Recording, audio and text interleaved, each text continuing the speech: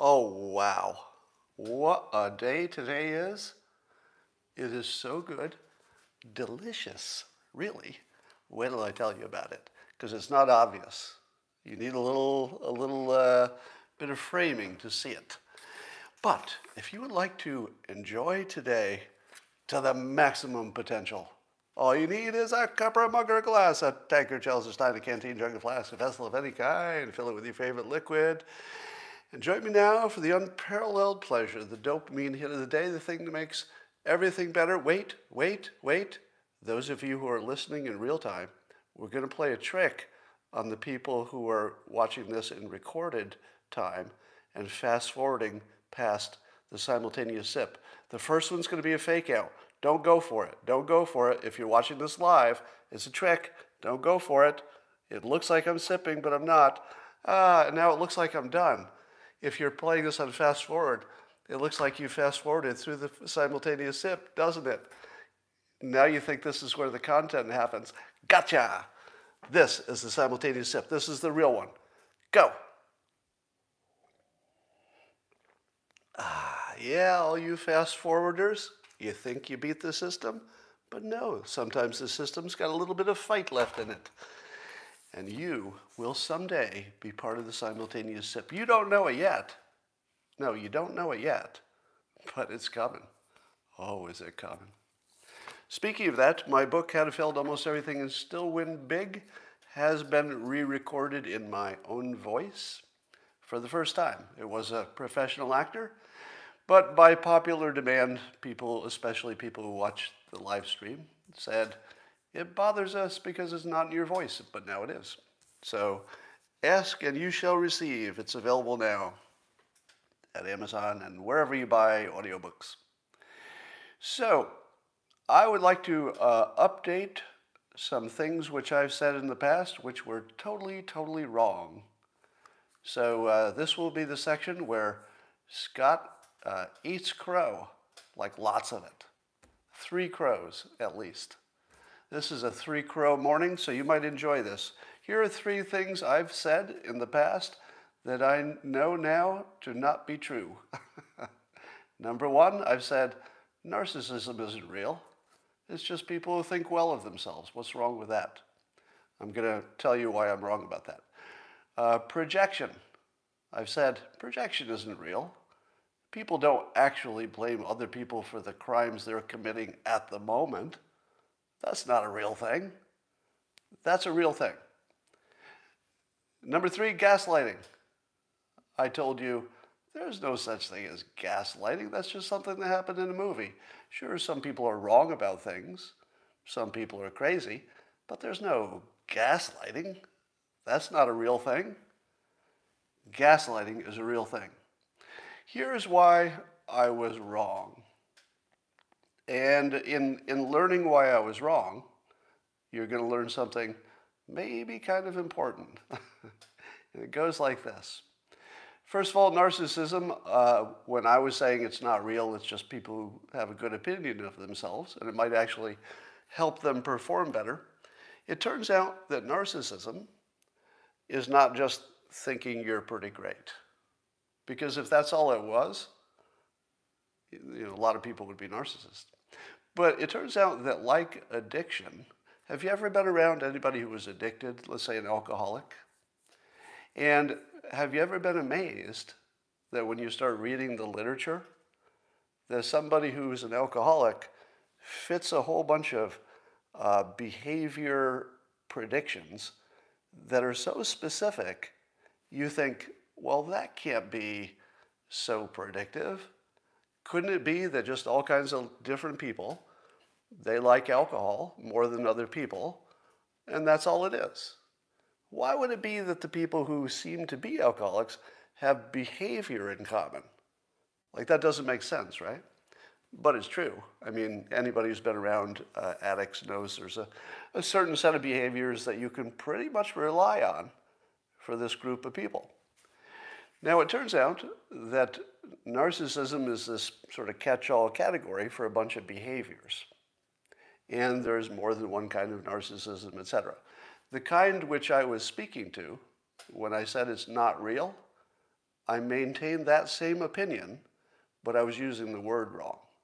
So my opinion didn't change, but my definition of what that word means is now modified.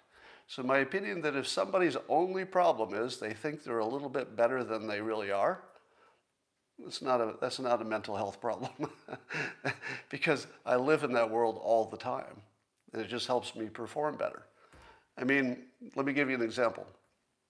When I was a kid, I believed that with no training whatsoever, I could someday become one of the most famous cartoonists in the world. Am I a narcissist? Yeah, that's a completely unreasonable, imaginary hallucination of what I could do. Now, it turns out I did that. When I wrote my first book, I said to myself, I've never even taken a class in writing except one workshop on business writing. And I thought, but I'll bet I could write a best-selling book on my first try. Narcissist. I mean, what else would you call that, really? How many people say, hey, I think I could write a best-selling book even though I've never written anything like a book? Well, I said that. Wouldn't you diagnose that as a little bit not quite right? Right? So I wrote my first book, The Dilbert Principle, and it was a #1 bestseller for weeks. What do you do with that? Right? My longest fantasy that I've ever had from childhood is that someday my opinions would be so valued that I would be invited to the White House to talk to the president in the Oval Office. An actual, literal, continuous, I guess, fantasy, if you will, that someday I would just be recognized as having opinions worthy of the president inviting me over just to chat. And then that happened. That literally exactly happened. Now, what do I do with that, right?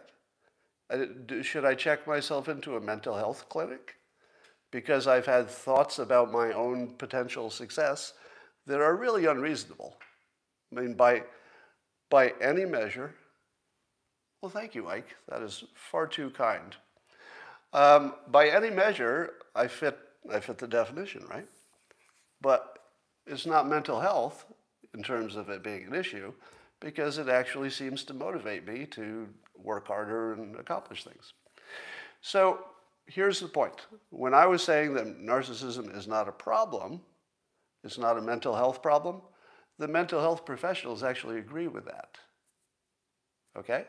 The kind I was just describing, the very narrow kind, where you just have a pretty good opinion of your abilities, probably not a problem because it makes you happy. It might bother other people, but that's sort of their problem, right? So I'm going to stick with my opinion that if you were to very narrowly and incorrectly, by the way, if you were to incorrectly use narcissism just for a high opinion of yourself, that's not a mental problem. So I keep that opinion. Professionals agree with me. What I didn't know is that there's this whole set of other behaviors that come with it. One of them is projection, that only the narcissists do. So when I said, that's not real, people don't literally accuse you of the thing they're doing. Like, that would just be so on the nose. And it is true that people don't do that. Your average person doesn't do projection. I mean, not much. Maybe they do a little. But the narcissists do it only. They do it continuously. So that's just part of the personality trait that comes with the package. The other is the gaslighting question, which I said there's no such thing as gaslighting. I was correct in the definition I was using, which was the original definition. Where I'm incorrect, 100% incorrect, and by the way, when I'm done with this, I know from experience that I can say a sentence like, I was 100% incorrect, and somebody later will say, why don't you admit you were wrong? And I'll say, what does 100% incorrect sound like, if not admitting you're wrong? But watch, it's going to happen in the comments. And here's the difference. Gaslighting, the way it was originally invented, shall we say, was making somebody doubt their sanity, but that's your point. You're trying to make somebody think they're crazy. The way it's been used in popular use is not like that. So the original definition, I still say, it's not a thing. People aren't doing that. Nobody's doing that. But the way it's used in popular discussion, and now I would say it's common usage, so I would say that the definition, I will respect that definition because it's common usage now, which is that there's so much lying going on that you start thinking you're crazy, but it has nothing to do with the intention of the person doing it. The person doing it is just lying. That's it. They're just lying. The effect is that you think you're crazy, but nobody's intentionally making you crazy. That's where I had a difference with the definition. But given that gaslighting is apparently something that every narcissist does, along with projection, along with lying, and here's, you want to hear the freakiest part? All right, here's the part I'm not sure you're going to believe. But it goes like this. The narcissist, in order to protect their fragile ego, which is apparently the source of all the other behavior, will have instant memory loss when they are caught in a lie. And it will look to you like they're just lying again. But it's not. It's freakier than that. It's instant rewriting of memories. And when you see it in person, it's like, you won't even believe it. So these are behaviors that are very specific to a certain type of person. So let's talk about Joe Scarborough. You may have seen this morning that he had a big rant where he was yelling and, of course, some of it was theatrical, but it looked like he was actually a little bit out of control. You can't tell how much was for the camera. But is there anything that would trigger Joe Scarborough into rage? Anything that would look like, oh, did I mention that there's another term that's called the narcissistic rage? Have you ever heard of it? Narcissistic rage happens when you catch somebody lying who is a narcissist. So let's say, for example, the narcissist said, there's nothing in my hand. But yet you could point to it and say, yeah, there's something in your hand. Right there. Right there. And the narcissist will say, no, there isn't. No, there's nothing in my hand. And you'll say, let me get 100 scientists, and they do a study. Yeah, we're all looking at it. It's right in your hand. But if you catch a narcissist cold, like there's just no way out, they have a very predictable path next. Do you know what it is? Rage. Yeah, if you catch a narcissist in a lie, they won't just lie again, although they might try that first. But when they know they can't get out of the lie, they go into a rage, and the problem is you and things that you've done in the past. Apparently, that is so predictable within this personality set of traits that you can just say, okay, this is going to happen next. Caught you in a lie, narcissistic rage comes next. After that will be blaming me for something that happened a long time ago. And look how specific that is. Blaming you for something that happened a long time ago to divert you from what's happening to today. That's very specific. And it's part of the personality trait, which is weird. So was there anything that would have triggered Joe Scarborough? Anything that would have made him look embarrassed, meaning wrong, in public? Was there anything that would make Joe Scarborough feel wrong about something really important in public? Well, while he was having the rant, there was a chyron, or the words that appear in the bottom of the screen, put there by his producers that was talking about how the Arizona Secretary of State says that the audit that's happening in Maricopa County is a problem because apparently the Republicans took control of the voting machines that have been used in 2020, and the chain of custody and the control is sloppy. And so the Arizona Secretary of State says that they should replace every voting machine that was under the control of the Republicans for a time, because the fear is, are you ahead of me yet? Did you get there yet? All right, for those of you who aren't at the finish line yet, I'll just complete this. So the Arizona Secretary of State has confirmed that voting machines which are not connected to the internet are so vulnerable to hacking, they should be replaced physically. Not just, reset them, not just erase the memory, but physically throw them away.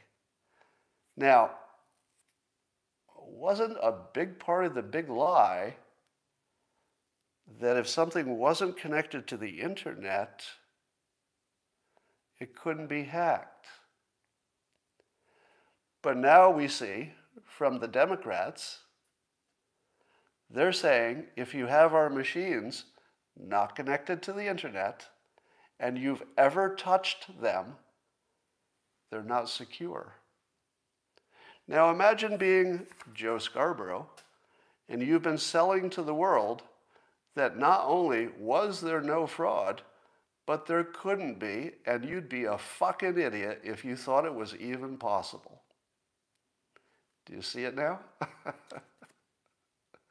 What would happen if the biggest claim you've been making on television for months, that there's just no way that any of this could have been insecure, and you just proved that it was insecure because your own team just said so? What's that make you do? Well, the theory is, if you imagine that he was a narcissist, I'm not saying he is, because I certainly can't read minds, and I can't diagnose people at a distance. But as a mental model for you to keep in your mind, to simply explain the world, ask yourself this. Does Joe Scarborough ever think that his opinions are, say, better than other people's? I would say yes. Everybody in that job has that opinion, including me. Does he ever say condescending things about people who disagree with him? That's his whole show. His whole show is saying condescending things about people he thinks he's better than. They're called Republicans, right? So he certainly fits at least the description of somebody who would be in that category. That's not a diagnosis. It would be totally irresponsible for me to make a diagnosis of somebody that I've never met in person.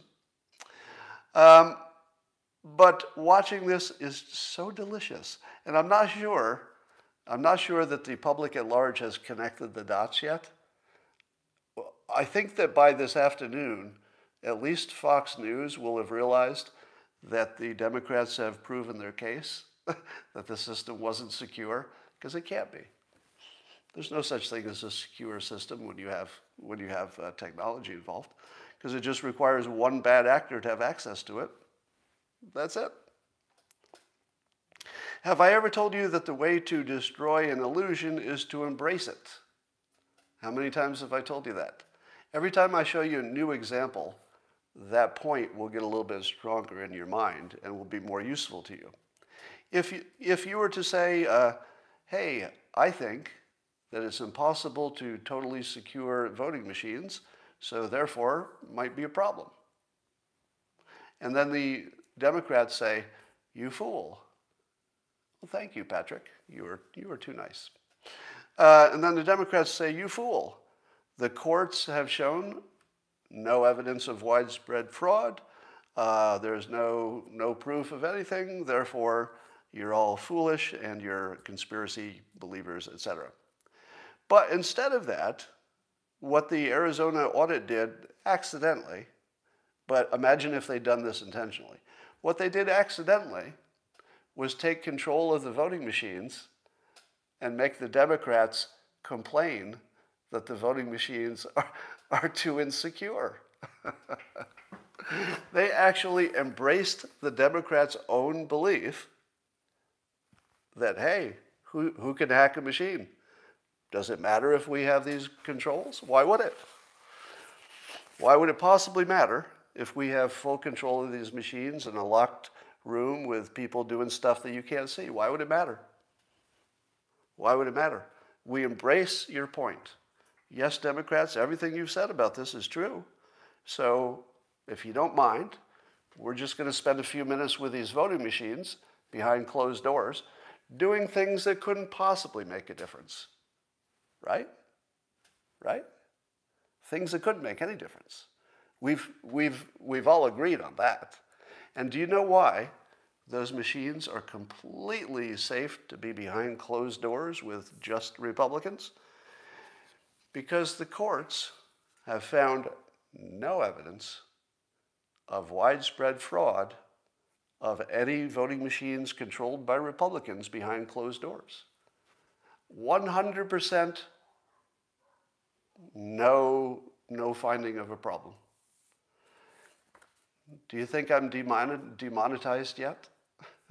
Do you think this live stream is going to be monetized by the time I'm done?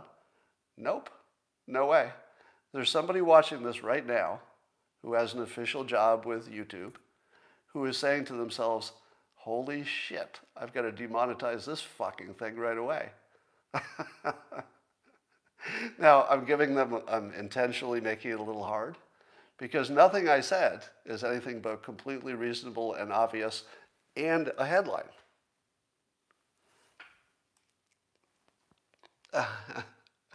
Well, thank you, Matt, for making that observation. So that was the best part of today's news, but we've got some more. How about Chris Cuomo? He's being criticized for giving advice to his brother, the governor, because Chris Cuomo works for CNN and CNN reports on the governor. And I say, leave him alone. Come on. Leave him alone. You know, I get the point, right? You know, one works for the news organization and they cover the governor. Everybody gets the point. But nobody doesn't know their brothers. Like, we can handle this. We can adjust a little bit in our brains and say, oh, they're brothers. We can handle this. Do you really want to live in a world where you can't talk to your own goddamn brother and give him advice? No. We got lots of things to criticize people for, right? Plenty of things to criticize either Cuomo. You know, you got stuff. Don't criticize them for talking to each other. They're frickin' brothers. Giving advice? Of course he should give advice. Should he do it on air? Somebody says, what's the difference? They're brothers. The last thing you want is to criminalize brothers talking to each other, or at least even discourage it. Of course they can talk to each other. My goodness. If we're complaining about that, we've really gone off the rails. Let's talk about Meghan Markle. So Prince Harry and Meghan Markle are making a spectacle of their mental health problems. And turns out Meghan Markle is being accused of being a narcissist. And so I looked up what the accusations about her are to see if she fits into any of these categories of like really specific personality traits. And there are about 30 of them, so I haven't mentioned them all. But one of them is habitual liar. People say she is. I don't have any evidence of that. She would marry for fame. Well, okay. Center of attention, yeah. Always plays the victim, yeah. Is vindictive, apparently. And the other one that is really specific for a narcissist, a dangerous narcissist now, is they try to separate you from all your friends because your friends will talk you out of listening to the narcissist. And indeed, Meghan Markle apparently got Harry to move out of his entire country and leave the royal family. Nobody but narcissists does that. That's like the narcissist playbook, step one, get them away from all of their other friends who can tell them what's happening. So I guess Meghan Markle, a lot of her staff quit. She's caused every problem. She controls Harry by telling him that she's suicidal, so he's going to have to. And because Harry lost his mother, famously, when his wife says, "I'm going to kill myself unless you do everything I want," what's Harry going to do? Is Harry going to lose the second most important woman in his life because he could have done something? No. No, he's going to do absolutely anything that Meghan Markle asks him to do because she said she'll kill herself otherwise. Now, there are a lot of people in Great Britain who are not so happy about Meghan Markle and have some bad things to say about her. And I didn't really understand that until I looked into it. Oh my God, somebody needs to save poor Harry because he doesn't know what's going on, but I think everybody else does. He is basically just a victim. So there's this thing called, narcissistic abuse. And narcissistic abuse, just read the Harry and Meghan story. That's it. It's all there, every part of it. So it's the clearest case you'll ever see. But I'm no professional, so I certainly am not diagnosing anybody with either a personality disorder or a mental health problem. I'm just saying that some people fit into a pattern that makes them predictable. So here's the only takeaway. If there's somebody in your life who looks like Meghan Markle, or looks like maybe Joe Scarborough, and you're saying to yourself, I don't understand why they do what they do. Do some research on all of the personality traits that go with the certain characteristics, or a certain personality, I guess. And then you can actually predict next steps. You can actually write it on a card and say, checklist, checklist, checklist. And you just look for it. And you will be blown away that these personality traits, they move together. Meaning that if you've got 3 of them, you've got 6 of them, is what I'm saying. That, there's something magical about how they operate together. But it makes them very predictable.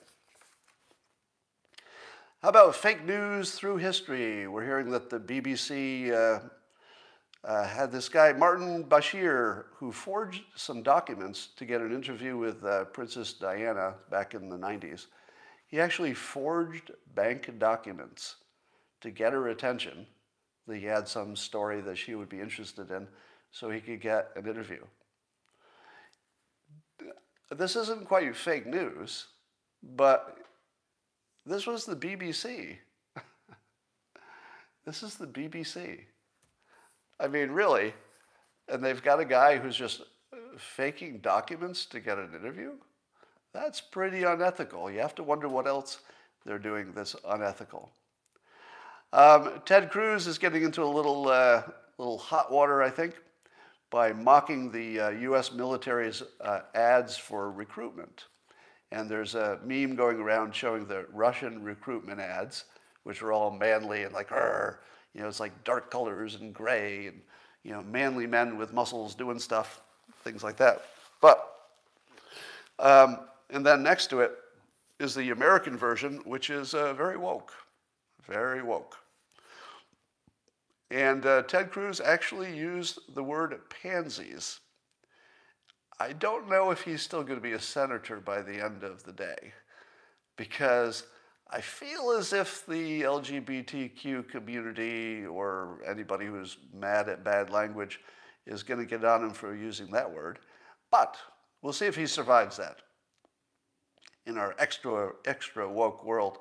But I have a contrarian view that given that the woke army has conquered hetero males in America, what do you think the Russians are afraid of? If you were a Russian hetero male and you just saw that the hetero males in America had been squashed, wouldn't you be a little bit afraid of them with weapons? Whoever did the squashing? Because whoever beat all the hetero males in this country into submission, which is largely our current situation, that's a pretty powerful force. I'd be afraid to be on the other side of that group. They seem pretty deadly. Yeah, if we sent an army of women, do you think we'd do worse? I don't think so. Because certainly there's a difference about how much weight you can carry if you're on the ground. But if you're flying a jet or controlling a drone or launching a missile, it doesn't seem like you need too many muscles. Wow, BBC arranged for the former most senior judge in England to look into it, the Bashir thing. That's the only reason we know. Yeah, there's so many things that probably people have gotten away with that we'll never know. Do you remember when I made the prediction that I got mocked for? I said that if Trump lost, that Republicans would be hunted. Well, now apparently 400 Republicans have been rounded up as part of this Capitol protest, which CNN calls an insurrection because they're not really news. And it seems to me that I've been waiting to find out what will be the new Russia collusion hoax. Because the left and CNN and MSNBC and ABC and NBC, that all those entities will eventually land on a new hoax to keep Republicans out of office. It's obvious that we're now in that cycle where we go from hoax to hoax. And I wondered what the new one would be. And apparently the new one is going to be this bipartisan commission to look into exactly what happened on January 6th. Now you notice that January 6th gets a date name, like 9/11. As soon as you put a date on it, it's a date that lives in infamy, right? It's like Pearl Harbor Day, 9/11, January 6th. You see the branding cleverness? If you can get the public to talk about it by its date, instead of just saying that thing that happened in 2020, as soon as it's got a date name, it rises in importance in our mind. As soon as you've got a news story about it, it rises in importance in your mind. And the more news stories you have about it, the more angles, thank you, Linda, the more angles you have on it, the more we'll be thinking about it, the more important it will seem in our minds. So it seems that the January 6th thing will be the new Russia collusion hoax. They'll turn it into an insurrection and way more than it was. So that is part of why, I assume, part of why they're asking for such a gigantic budget to protect the Capitol has a little bit to do with the fact that they might actually be afraid, and probably a lot to do with the fact that it puts it in the news. How do we put it in the news again? Well, let's have a bipartisan commission, and then the news will have to talk about January 6th. How about, so basically every angle that they can find to talk about January 6th, they're going to do it. So that's your new hoax for the coming, at least through the midterms. They might have another one after that. Here's another hilarious story. There's an Israel ceasefire, so apparently that's gone into effect. And ABC has credited Joe Biden's, quote, quiet diplomacy. The quiet diplomacy. That's right. Joe Biden is being credited for the ceasefire with his quiet diplomacy. Do you know what else could be part of Joe Biden's quiet diplomacy? Anything that happens that's good. Lindy, you're way too nice. Yes. So should, let's say, any good thing happen in the world, what do you think the news story will be? Well, there's Joe Biden with that quiet diplomacy again. He's rocking the quiet diplomacy. In fact, he's doing so many things secretively and behind the scenes that you'd be amazed at all the quiet diplomacy. I mean, he's just quietly doing stuff. I know, you'd like to see it. We all would, but give him some space. His quiet diplomacy is fixing lots of things behind the scenes. You just don't see it, but it's quiet, very effective behind the scenes. The other possibility is that Israel just decided to stop firing at Gaza because they had already degraded their tunnels, degraded their missiles, degraded their leadership, got as much as they could get without a land invasion, which wasn't going to work for them anyway. So was it the quiet diplomacy? Got that quiet diplomacy? Was it that? Or was it the fact that Israel was done? I feel like it had more to do with the fact that they were done. Yeah, soup and fluffy pillows, exactly. That was a comment I'm reading. I'm not just babbling. So I would say that the entire event has been a gigantic public relations victory for Israel. Now, you might disagree, and you might say to yourself, but wait, they got tons of criticism, killing babies, blah, blah, blah. And as I've said before, look for the persuasion. The persuasion will tell you what's really happening. And the photos of the missiles coming into Israel are far more dominant in your mind than the fact that there are, innocent people and children being killed in Gaza, because you probably didn't see those pictures. I asked this in a prior live stream, and something like half of you had never even seen a picture of a victim. But every one of you had seen the missiles, lots of them, going into Israel. So Israel not only wins the battle, that's good, shows how much military strength they have, that's good, embarrasses the military leadership of Hamas by tricking them into the tunnels and then bombing them, that's good for Israel. So Israel looks strong, capable, and resolute. I would think even their enemies would say that now, right? Right? It would look like Israel is strong, very capable, and resolute. Probably exactly what they want everybody to think. The Abraham Accords held. How big a deal is that? Gigantic. Because didn't you wonder if the Abraham Accords were maybe a little brittle? Did you wonder, I don't know if this will last. Well, it lasted through this with not even a bump. I would say that's gigantic. Gigantic. Thank you, Pam. So I think Israel just won like crazy.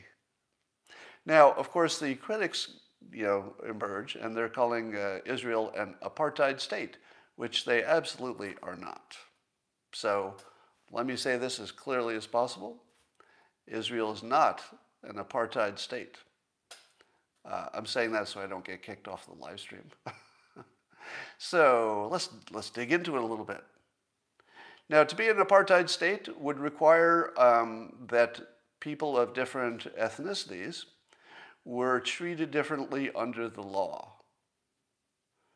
Is that a true statement? Oh, thank you. Oh, I see some people are making contributions to counter any demonetization that's coming. You don't need to do that, but I do appreciate it. Just a word on incentive. I don't really need more money, but when people are incentivizing me this way, it totally works. Even if you have money, I don't know why. I mean, we're just wired that way. It's like a dog who isn't hungry is still going to do a trick for a treat, right? So when you offer me treats, I do tricks. I'm not too proud. It works.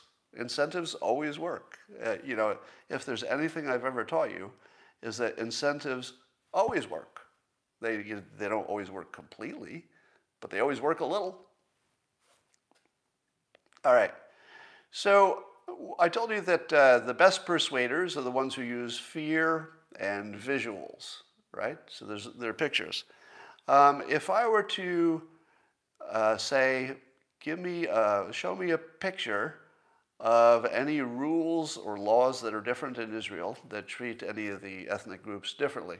Can you show me a picture? Show me the photo. Show me the photo of this alleged apartheid going on. You can't, right? Thank you, Nikki, and Sense of Awareness, and all of you. But you can't really think of a photo, can you?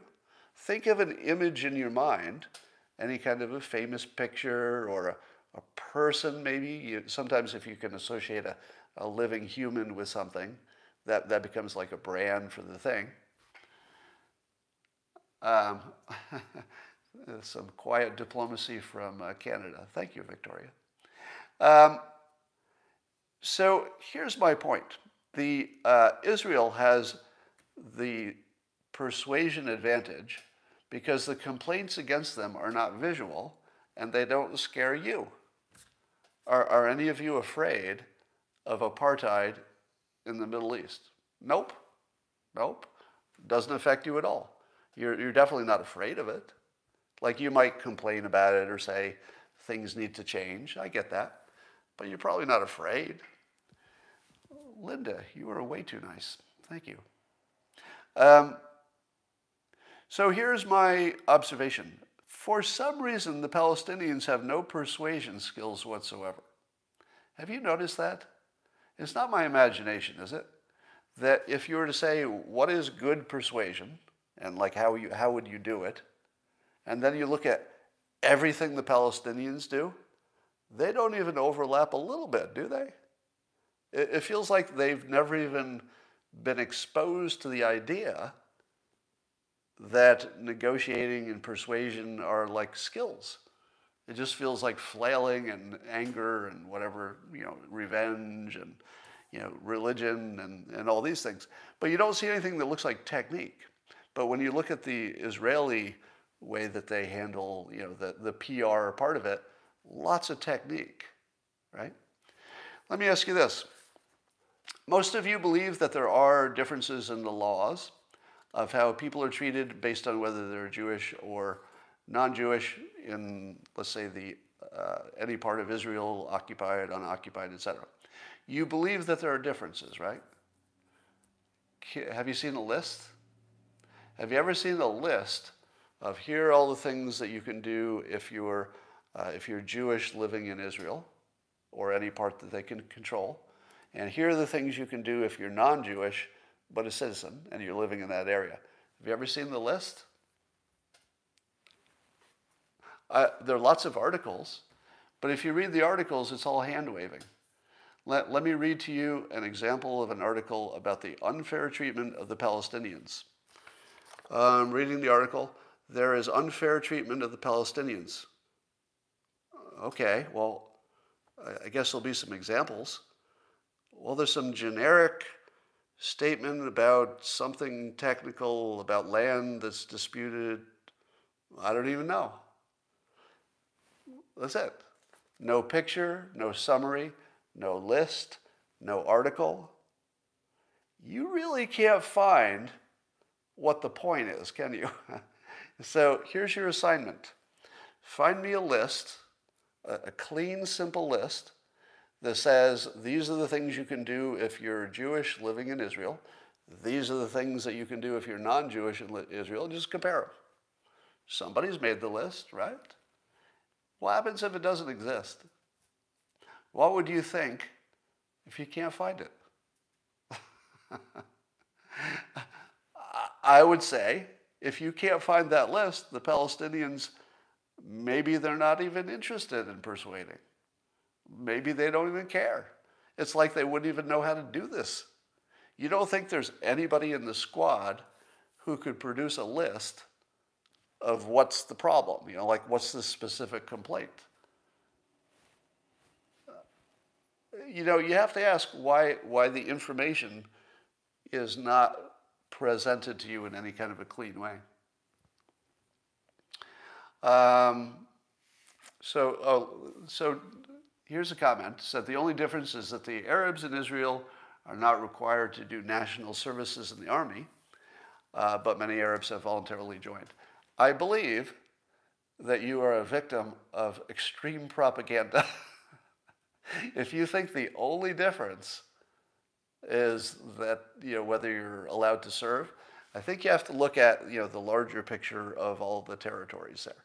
So the real question is not just living within Israel proper, but any, Gaza or any of the areas that are controlled by Israel. So that's that. Rasmussen says that 52% of conservatives, who are likely U.S. voters, who watch TV news, watch Fox. So about half of conservatives who are likely voters watch Fox News. But there's a growing competition with Newsmax getting 17% and 9% going to OAN. And then 20% conservatives prefer some other network. And I guess the only reason I'm pointing this out is that especially if Trump does something. Thank you, Mitchell. If Trump does something that creates, I don't know, some kind of other conservative platform, the Fox News' stranglehold on conservative thought might be getting a little distributed. I don't know if it'll make any difference. You know, I don't know if the world will be exactly the same because of that. But I always note that if CNN and MSNBC ever joined together as one network, they would be a lot more dominant. And, you know, Fox News had kind of a monopoly there that's fading away. I think they'll still be the dominant voice for a long time, but a little bit is being picked away.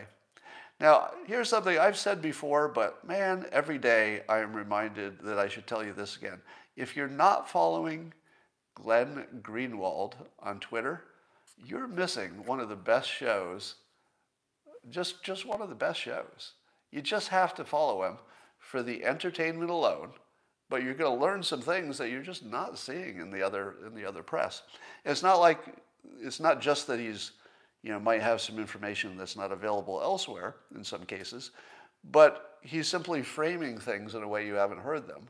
And it's shocking when he does it. Here's an example. So, you know, economist Paul Krugman, he came out with an article, I guess, recently, basically mocking cryptocurrency.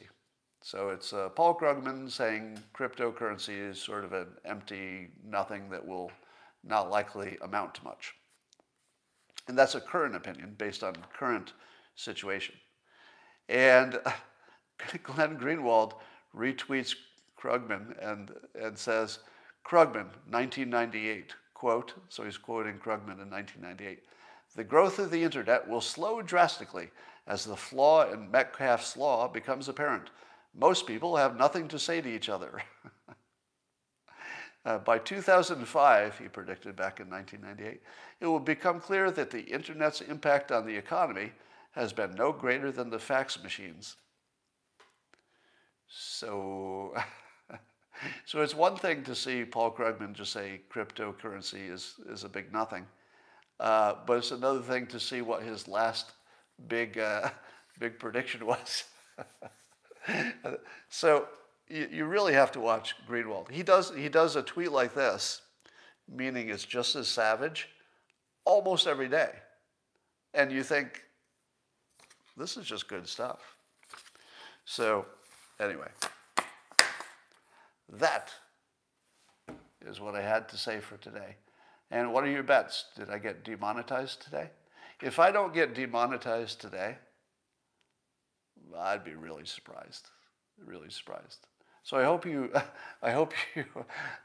appreciate, and I know the people who are doing the super chats payments there. I know you appreciate it. I hope you appreciate how often I will demonetize myself intentionally, because otherwise there's just no way to talk about the news. You just can't talk about it unless you get demonetized. Now, I have not yet received a warning from YouTube, and my understanding is you don't get banned forever until they've given you some warnings. So I haven't gotten any warnings. So demonetizing is the mildest thing they do. Now, for context, nearly, I don't know the percentage, it's maybe 95% or so of the things they demonetize later will be remonetized. In other words, when we ask for a review, the actual official reviewer will say, no, there was no reason to demonetize it. Think about that. 95% of the times I get demonetized, which I assume has the effect of making it less visible to people, because why would YouTube make more visible something unmonetized? It wouldn't make sense to their business model. So one assumes that demonetizing me is a way to reduce my voice. I don't know if that's the intention, but it's an assumption I The Ethical Skeptic. I think I've read some of his work. Thank you for all of this. Sparky, etc. Dallas is asking me, what do I think about Crowder? You know, I usually don't make comments about other individuals, you know, who are just doing a job, so to speak. I will note that he's hugely popular, and so he must be producing good content. I've enjoyed a lot of it that I've seen. I don't watch it every day, but what I've seen has been very entertaining. So I would say he's certainly got something that's working out. But of course, he crosses the line a little bit more than most people. That's part of his appeal, right? Part of the reason that you like Crowder is that you think he's going to do something dangerous for himself. And then he does. He does a lot of dangerous stuff for himself. So that makes him popular. The closer you get to danger, the more popular you are. That's just the way it works. Is Trump a narcissist? Somebody asks. Well, I would say that the finest way to answer that question, in terms of surgical precision, is that, like I said before, there's a benign narcissist and then there's a dangerous kind. If Trump's narcissism, let's take the assumption that he has it. I'm not making that claim because I can't diagnose people. But let's assume he thinks that he's better than other people. He did become president of the United States and accomplished, in my opinion, some pretty amazing stuff, in my opinion.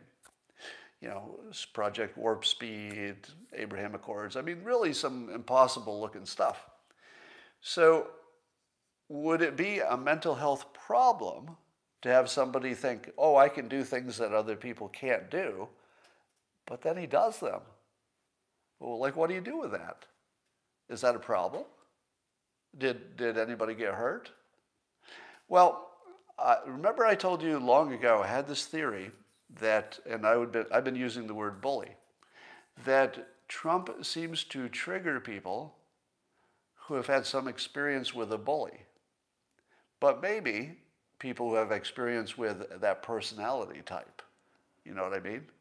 So if Trump was, let's say, mean to his staff, or he lied a lot, which the fact checkers would say happened, you'd have to ask yourself, but did it hurt you?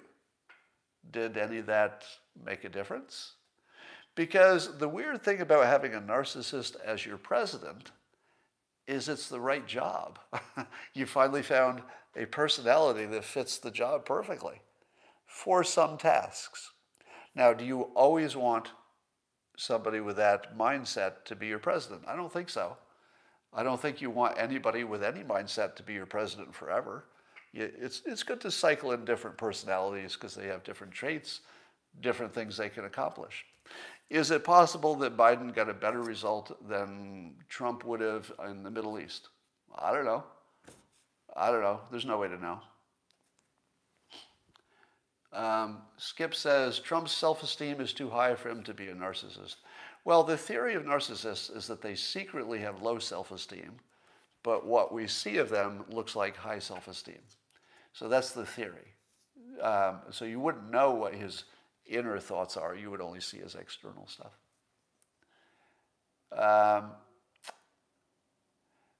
All right, let's just looking at your comments for a moment here. Yeah, those of you who are saying that Trump can't be a narcissist because he has high self-esteem, you're on the wrong path. The theory is that they look like high self-esteem while secretly, in a way that you can't tell, have low self-esteem. Now, I'm not saying that is Trump. I'm saying that's the theory of what the word means. I would also point out that everybody in the media, let's say, you know, the hosts of CNN, the hosts of MSNBC, are they narcissists? Almost definitely. What happens when a narcissist news reader person feels that their opponent is a narcissist, let's say Trump? What happens when the narcissists square off against each other? Well, it looks like exactly what you saw.